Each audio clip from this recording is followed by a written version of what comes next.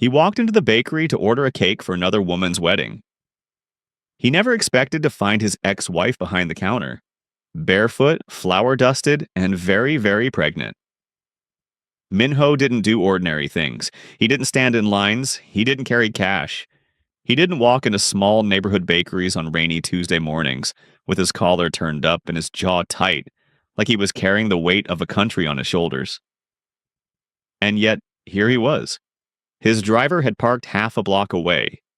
His two bodyguards stood near the entrance pretending to check their phones. The bakery was called Sugar and Soul, a small, warm place tucked between a laundromat and a convenience store in a part of Seoul that people like Min-ho had no business visiting. He'd chosen it himself.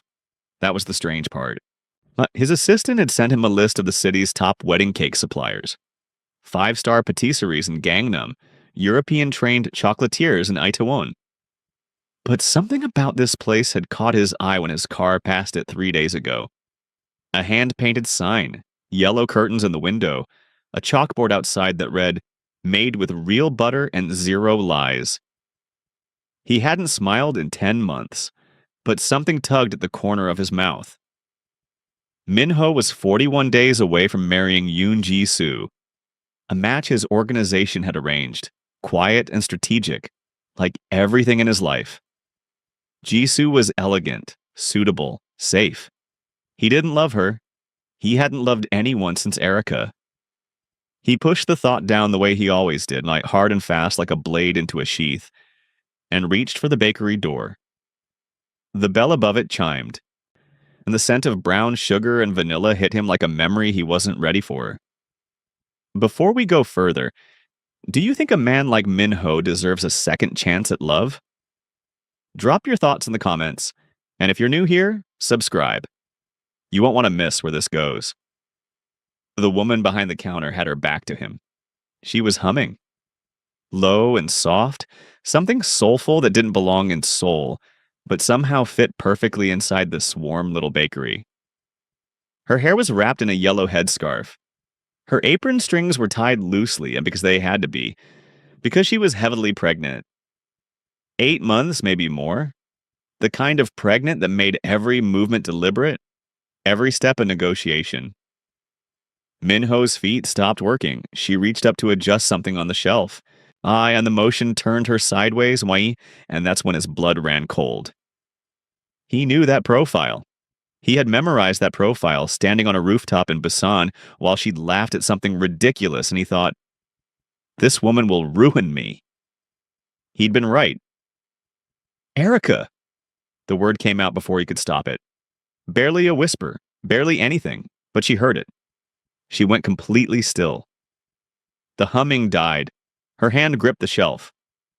Slowly, painfully slowly, she turned around, and Min-ho felt the floor dissolve beneath him. It was her. 10 months older in the eyes, fuller in the face, exhaustion living behind her gaze, but it was her. Erica, his ex-wife, the woman he'd signed divorce papers on without reading them, because reading them would have meant accepting they were real. Her eyes found his, and for 3 seconds, the bakery ceased to exist. Then her gaze dropped, involuntarily, instinctively, to her own stomach, and back up to his face. No, she whispered. Not to him, to herself, like a prayer that had arrived too late. Min-ho's eyes stayed on her belly. His jaw tightened. Whose baby is that, Erica? The silence that followed was the loudest thing he'd ever heard. You need to leave. Erica's voice was steady. Impressively steady for a woman whose hands were shaking so hard, she knocked a wooden spoon off the counter. This is my place of business, Min-ho. You don't get to walk in here and... Whose baby? His voice was quiet. That was the dangerous kind. The kind his enemies knew to fear. That is none of your business. We were married. Were.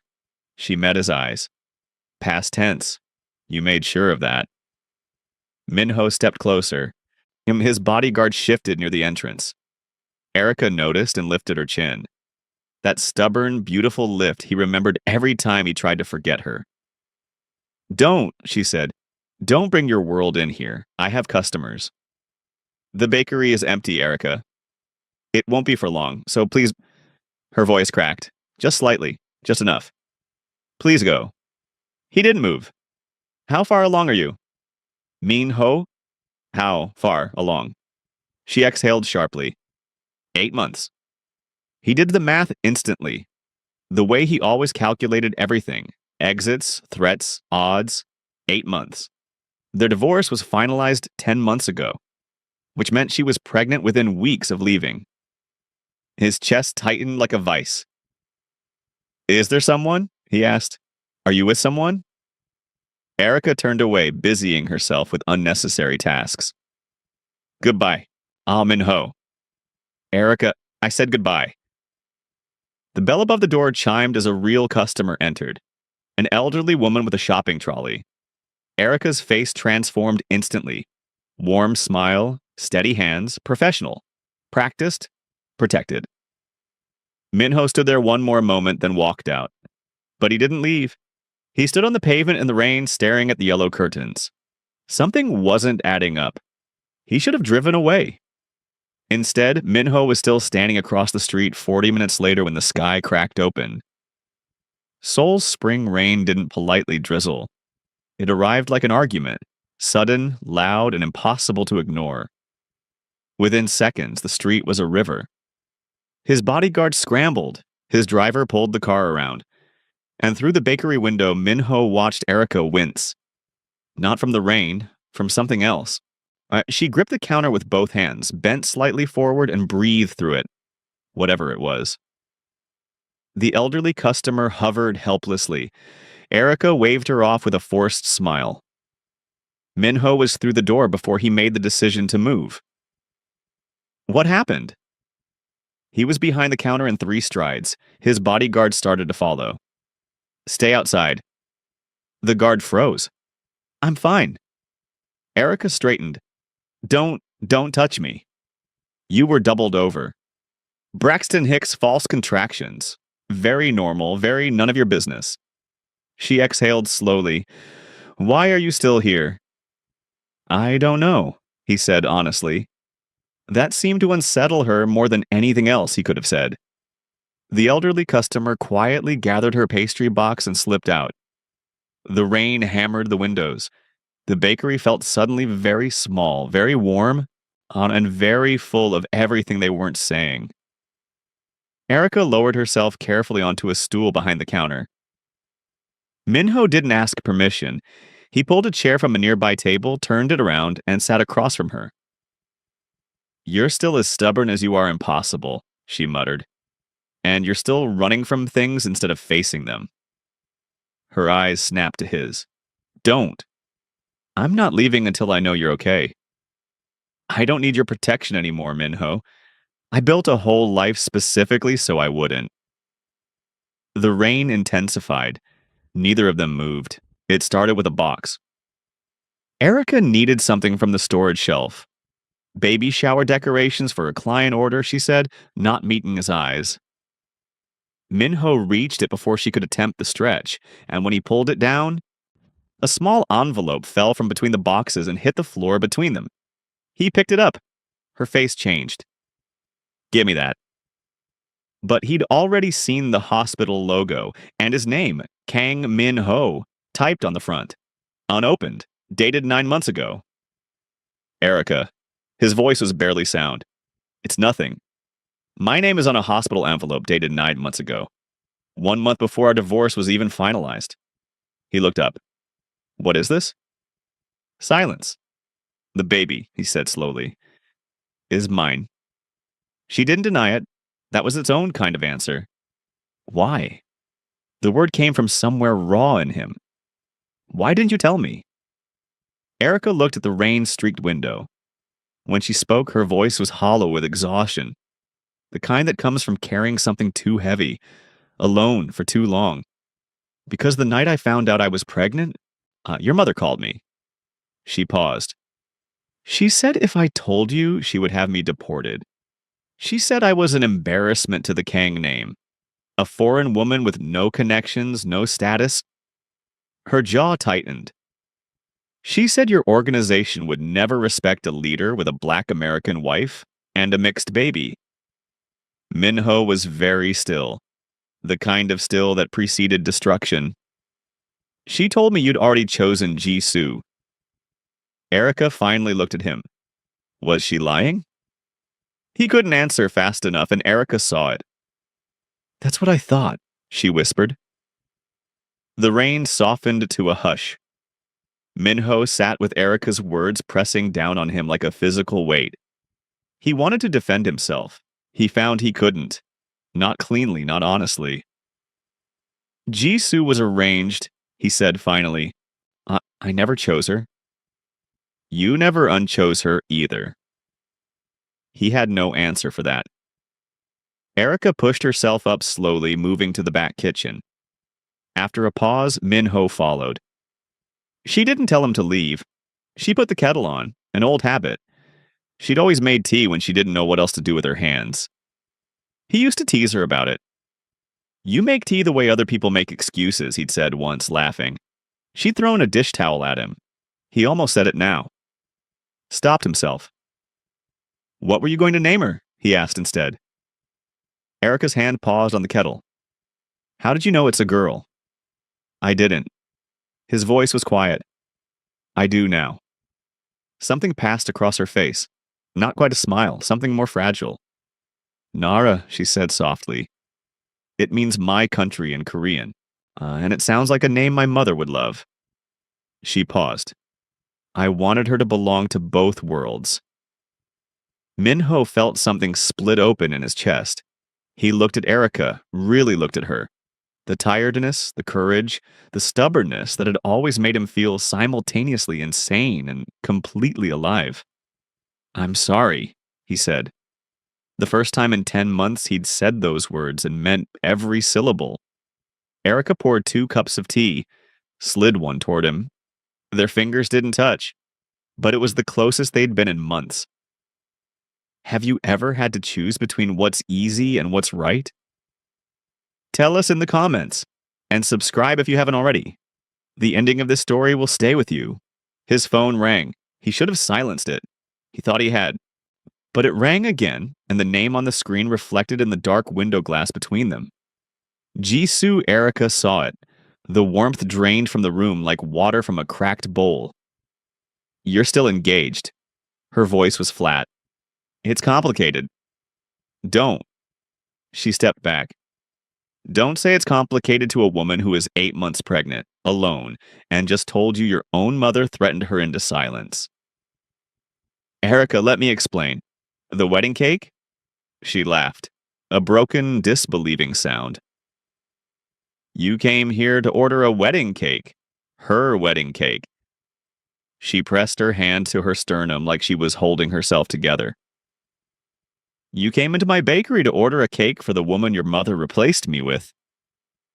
I didn't know this was your bakery. Does it matter? Her eyes were blazing now. You're still marrying her, Minho. You're standing in my kitchen pretending you care, pretending you're sorry, while that woman is calling your phone with a ring emoji. I haven't loved Jisoo a single day. But you'll marry her anyway. Because that's what you do. You let people make your choices for you and then show up at other people's bakeries looking tragic about it. Her voice broke. I needed you 10 months ago. I needed you 9 months ago when I found out I was carrying your child alone in a hospital. Where were you? Minho's jaw worked. I was wrong, he said. Every single time, I was wrong. Being wrong doesn't fix anything. Tears tracked down her face silently. I want you to leave, and this time, don't come back. Minho sat in the backseat of his car for a long time. His phone had 42 notifications. Jisoo, his mother, his consigliere, the wedding planner. He stared at the yellow curtains of the bakery until they blurred. He thought about his father, the original Kang boss, who had once told him, power is just fear wearing an expensive suit. Minho had built his entire life on that philosophy. Fear kept people in line. Fear kept him safe. Fear had also cost him the only woman who had ever looked at him like he was more than what he controlled. He picked up his phone, not to call Jisoo, not to call his mother. He called his most trusted lieutenant. Cancel the wedding. Silence on the other end. Sir, cancel it. Release a statement. Say irreconcilable differences, whatever they need to hear. He paused. And get me everything on what my mother said to Erica 10 months ago. Every conversation, every threat. I want it all documented. That could destabilize the alliance with the Yoon family. I know. Minho looked at the bakery window. Do it anyway. He stepped out of the car, his bodyguard moved to follow. Minho held up one hand. Alone. He stood outside Sugar and Seoul in the thin Seoul rain, his hand raised to knock, and stopped. She'd asked him to leave. She'd been asking him to show up for months. He knocked. No answer. He knocked again. Softer. Not like a man who commanded rooms, like a man who understood he was no longer owed entry. Erica. His voice was low. I canceled the wedding. I know you don't believe me. I know I have no right to ask you for anything. He pressed his palm flat against the door. But I'm not leaving, not this time. A long silence. Then the sound of a lock turning. She didn't open the door all the way. Just enough. Her eyes were swollen. Her headscarf had come loose. She looked exhausted and furious and heartbreakingly beautiful. You canceled the wedding, she said, not a question. An hour ago. Your mother will wage war. She already has. He almost smiled. I've survived worse. Erica searched his face the way she used to, looking for the lie, the exit, the version of him that would disappoint her. He let her look. He didn't arrange his expression into anything more convenient than the truth. I missed everything, he said quietly.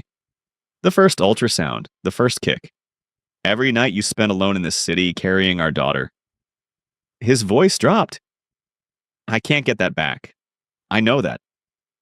No, she agreed. You can't. But I'm asking Erica, not demanding, not arranging. I'm standing here in the rain asking you to let me be here for the rest of it. Her hand rested on her stomach. Instinctive, protective. She deserves her father, Erica said finally, almost to herself. So do you, Minho said. Deserve someone who actually shows up. The silence stretched. Then Erica stepped back and opened the door fully. He walked in. The bakery was quiet, warm, smelling of vanilla and brown sugar and something that felt alarmingly like home. Minho stood in the middle of it, a man who ran a criminal empire who had never once asked for forgiveness, and felt completely undone. Erica took his hand and pressed it gently against her stomach. And Nara kicked. Hard, deliberate, like she'd been waiting. Minho made a sound he hadn't made in 10 months. Something between a laugh and a sob. Till Erica watched his face crack open. Really open. And felt the last wall she'd built begin to crumble.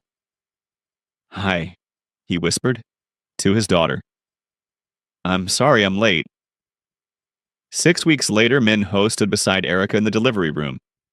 Not as a boss, not as a strategist, just as a man holding the hand of the woman he should never have let go. When Nara came into the world, she cried loud and indignant, announcing herself to everyone. Minho counted her fingers. Erica laughed through her tears. And on the small whiteboard outside the room, in Minho's careful handwriting, was a single name. Kang Nara, meaning light. Because after everything, the silence, the distance, the pride, the fear, that's exactly what she was. If this story moved you, if you've ever had to fight your way back to someone worth fighting for, drop a heart in the comments and tell us what you think Erica should do next. Subscribe so you never miss a story. Because the best ones, they're just getting started.